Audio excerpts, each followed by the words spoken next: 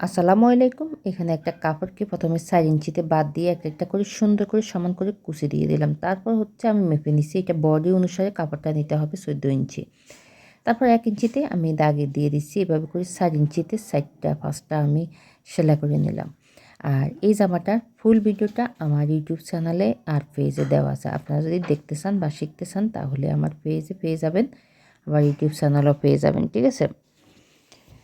আপনারা পেজে গেলে কিন্তু এটার ফুল ভিডিওটা পেয়ে যাবেন, তাহলে শিখে নিতে পারবেন। আপনিও চাইলে আপনার ছোট্ট সোনামণির জন্য তৈরি করে নিতে পারবেন। তো এই পর্যায়ে সবার কাছে ছোট্ট একটা রিকোয়েস্ট আমার, আপনি যদি আমার পেজে নতুন হয়ে থাকেন তাহলে পেজে একটা লাইক দিয়ে পেজটি ফলো দিয়ে রাখবেন, ভিডিওটা শেয়ার করে টাইমলাইনে রেখে দিবেন, তাহলে পরবর্তীতে দেখে দেখে শিখে নিতে পারবেন। আর আমি নতুন নতুন ভিডিও পোস্ট করার সাথে সাথে, আপলোড করার সাথে সাথে সবার আগে আপনার কাছে নোটিফিকেশান চলে যাবে।